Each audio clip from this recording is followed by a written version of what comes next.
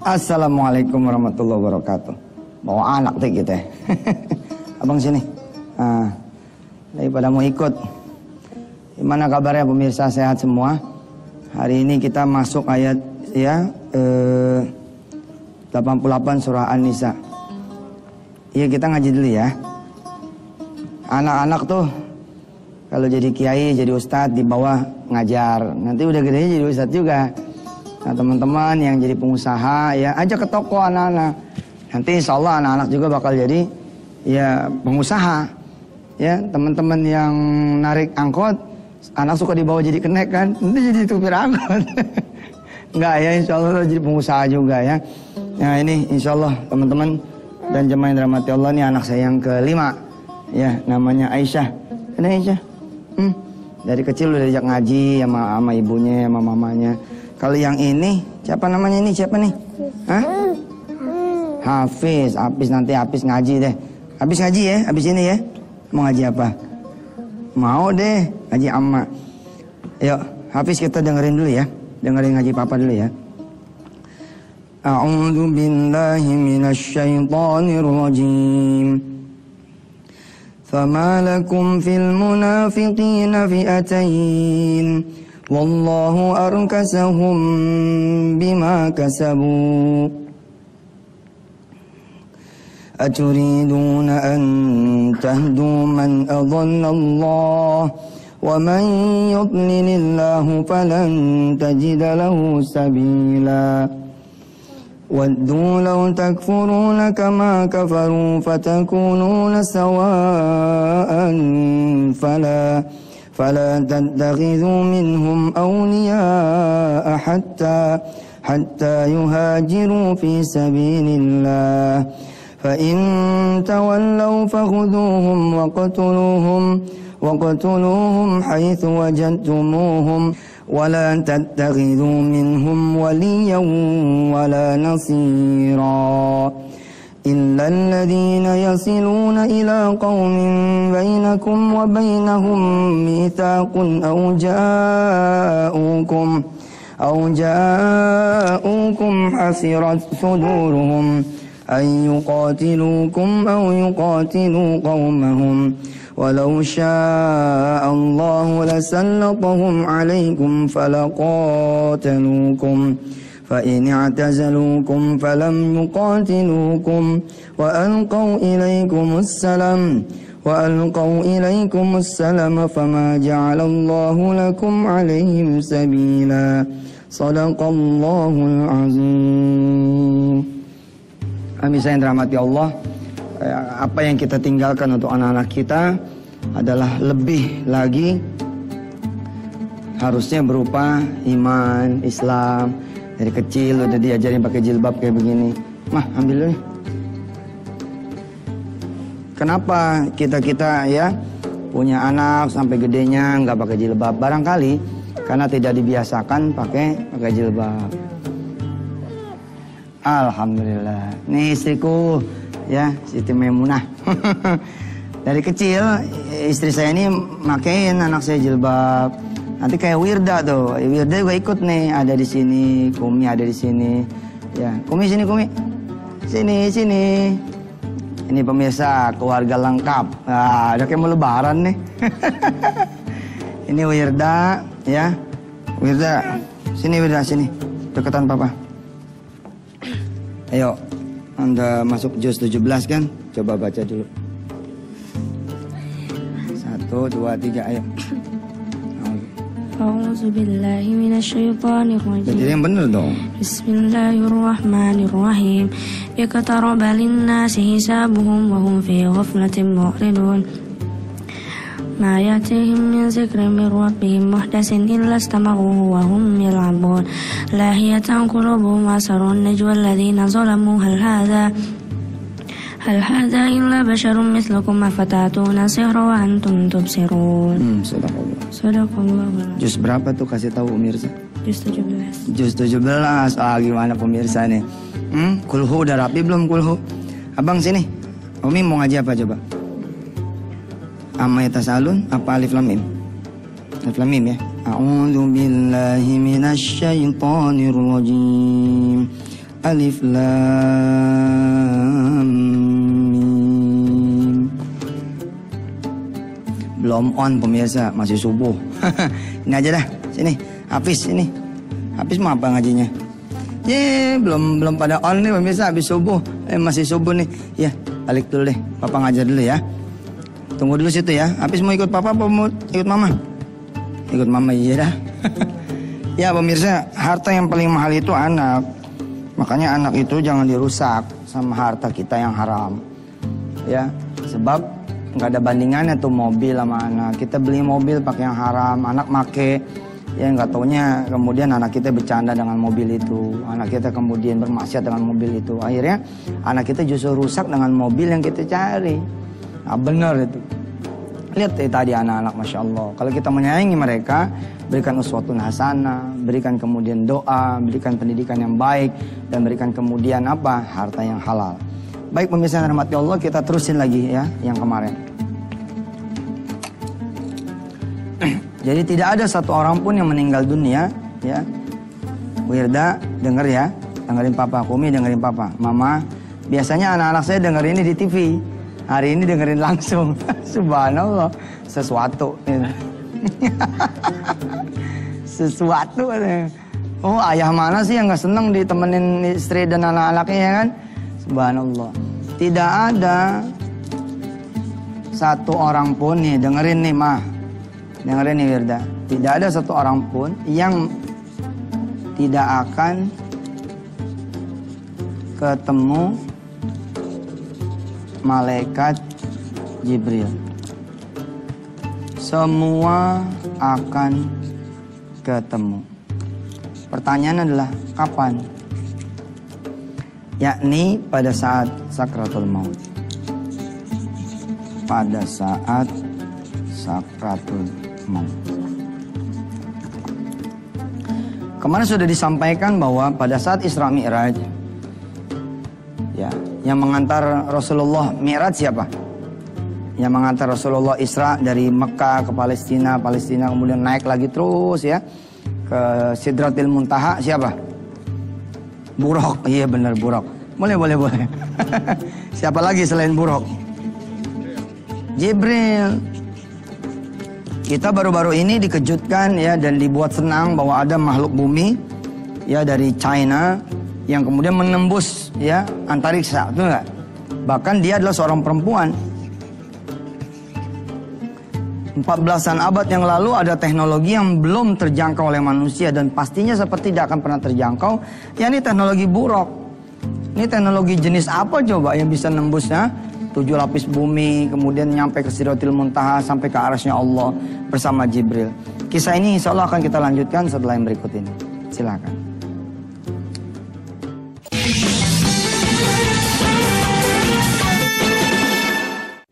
Sedikit nostalgia tentang pertemuan Rasulullah dengan Jibril. Rasulullah pada saat itu berkholwat. Ya, sebelum diangkat menjadi nabi, di mana Rasulullah menyepi? Di Gua Hiro. Di Gua Hiro. Saya doain mudah-mudahan pemirsa bisa berangkat ke Gua Hiro ya. Ini Masya Allah ini di Mekah ada satu petilasan Rasulullah SAW. Rasulullah biasa kemudian bersepi-sepi di Gua Hiro. Kita doa dulu yuk, mudah-mudahan pemirsa bisa nyampe Gua Hiro. Bismillahirrahmanirrahim. Ya Allah ya Rabb, bila mana ada pemirsa saya ini yang belum pernah ke Makkah dan Madinah, berangkatin ke Makkah dan Madinah. Bila mana mereka belum pernah melihat Jabal Uhud, belum pernah melihat Bukit Thur, belum pernah melihat kemudian Gua Hiro, mudah-mudahan Allah Subhanahu wa taala berkenan memberangkatkan semua sahabat-sahabat saya yang ada di depan TV atau di depan rekaman ini di kemudian hari yang mudah-mudahan berangkat ke Baitullah Haram. Terutama bisa sujud di Masjidil Haram, bisa sujud di Masjid Nabawi, bisa berziarah ke makam Rasulullah SAW, bisa tawaf di Baitullah Haram, bisa kemudian duduk ya berdoa di Multazam, Masya Allah. Ya ini Mekah punya Masjidil Haram, di tengah Masjidil Haram itu ada Ka'bah namanya. Nah di depan Ka'bah ini di Zam-Zam sini, Zam-Zam apa namanya Hajar Aswad. Nah di sini Multazam. Nah, kalau saudara semua bisa sholat di Hijr Ismail, bisa sholat di kemudian makam Ibrahim ya, makam Ibrahim di sini, Masya Allah ini tempat-tempat yang makbul. Saya doain ya Allah ya Rahman ya Rabb, mudah-mudahan teman-teman bisa duduk, ruku, sujud, doa di multazam, di belakang makam Ibrahim, kemudian bisa nyium Hajar Aswad, bisa keliling, kemudian tawaf di Baitullah. Kalau sudah selesai bisa masuk tawaf ya. Setelah tawaf adalah sa'i, yakni bainas Safa wal Marwah. Amin ya Allah ya Rabbal Alamin. Nah, setelah pemirsa kemudian menyelesaikan episode umrah, pemirsa coba jalan-jalan nih ke Gua Hira. Itu naik ke Gua Hira kira-kira 1 jam dan sudah ada tangganya sekarang. Nah, pertemuan pertama Rasulullah dengan Jibril alaihissalam itu di sini. Jadi turun wahyu yang pertama, ya. Iqra bismi rabbikal ladzi khalaq. Khalaqal insana min 'alaq. Iqra wa rabbukal akram. Alladzi 'allama bil qalam. 'Allamal insana ma lam ya'lam. Itulah pertemuan pertama Rasulullah dengan Jibril alaihissalam. Nanti pertemuan terakhir lagi kapan? Ya, pada saat nanti turun wahyu yang terakhir. Al-yauma akmaltu lakum dinakum wa atmamtu alaikum nikmati wa raditu lakumul Islam madina. Nah, peristiwa demi peristiwa dialami Rasulullah bersama Jibril alaihissalam. Betul-betul dialami sama Jibril. Dan Jibril inilah yang menemani Rasulullah. Nggak tanggung-tanggung, dialah penghulu para malaikat. Jadi kalau kata pas pampres, ini yang nemenin nih komandan pas pampresnya bener gitu. Bukan kerocok lagi gitu. Bukan tentara-tentara biasa. Jadi panglima TNI-nya lah kira-kira begitu. Jibril ini menemani Rasulullah dalam suasana suka dan duka, dalam suasana kemudian perang dan tidak perang. Bahkan kita semua mengingat peristiwa di Taif ya. Wah, ini juga pemirsa harus main-main ke Taif nih. Aduh, saya pengen doain lagi nih pemirsa nih biar bisa ke Taif.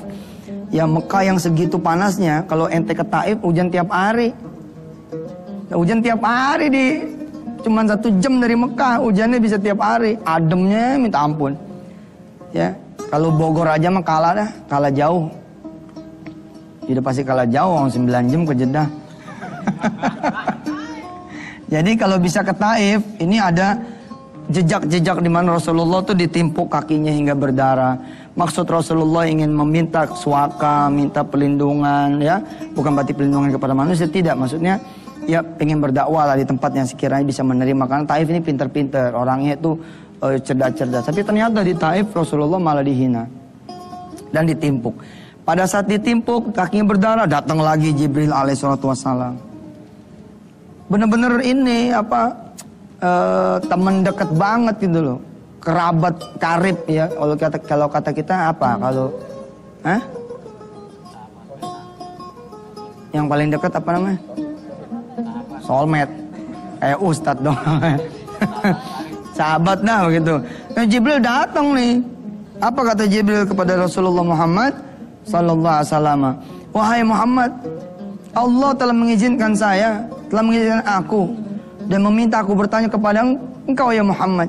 Ya, kalau sekiranya gunung-gunung di Taif tuh, gunung-gunung di Taif dahsyat itu, gede sekali itu gunungnya. Besar. Dan Masya Allah batu mulu tuh gunung gitu. Kalau kita kan pohon ya.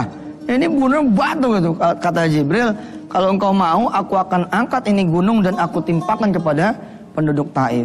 Itulah sekelumit ya nostalgia atau kenangan seorang Muhammad sallallahu alaihi Nabi kita Rasul ya kita bersama Jibril ya.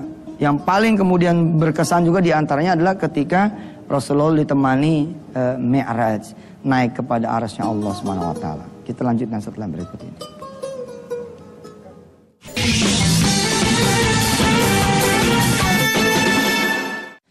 Nah, ya, ketika kemudian Rasulullah dijemput oleh Jibril ya di depan pintu rumahnya, kemudian Rasulullah bersiap-siap hendak berangkat. Sebelumnya di Mekah ya, di Ka'bah Rasulullah dicuci dulu hatinya. Nah, ini timbul polemik ini, apa iya hati bisa dicuci begitu? Kalau saya sih pengennya percaya aja begitu. Kan emang ini susah ya, masa kok hati dikeluarin dulu, digocek-gocek kayak apa, dibersihin itu. Kayaknya gimana ya, memang gak kejangkau sama kita. Tugas kita adalah percaya saja. Ya, sama seperti kemudian ada riwayat, ya, ada ayat misalkan yang bertutur wa qala lahum nabiyyuhum inna ayata mulkihi ayatiyakumut tabutu fi sakinatum mir rabbikum. Ada ayat yang berbunyi, ya, Allah meyakinkan Bani Israel dan Nabi pada saat itu bahwa Talut itu benar-benar pilihan Allah untuk memerangi Jalut. Ya, di zaman Daud kira-kira waktu itu. Daud masih kecil, Nabi Allah Daud masih kecil. Di antara tanda-tanda kekuasaan dari Talut adalah apa? Akan ada namanya tabut. Ini pun susah dipercaya nih. Akan ada namanya tabut. Tabut ini kotak begitu. Yang tidak bisa dipercaya oleh teman-teman dari JIL, dari orang-orang yang bergaris Islam liberal barangkali gitu ya. Atau yang mereka mengandalkan otak saja. Masa kotak ini isinya apa? Isinya sakinah. Isinya ketenangan. Ya, memangnya ketenangan itu sesuatu yang bisa dilihat, gitu kan ya? Sesuatu yang bisa dipegang. Kayak air kan kelihatan apa, tapi dipegang nggak ada gimana? Udara gitu bisa dirasa, tapi dipegang nggak. Kok ini tiba-tiba Allah bilang di antara tanda kekuasaan Talut ada tabut. Di dalamnya itu sakinah, ketenangan. Wah, ini nggak bener nih, harus dibawa ke penjelasan atau tafsir yang lain. Kalau saya bilang percaya aja lah, kita belum nyampe nih teknologinya, otaknya, akalnya. Lebih nggak nyampe lagi terusan ayat ini apa? Sakinatum mir rabbikum wa baqiyatun. Wa baqiyatun mimma taraka alu Musa wa alu Haruna tahmiluhul malaikah. Nah, ini lebih nggak percaya lagi nih.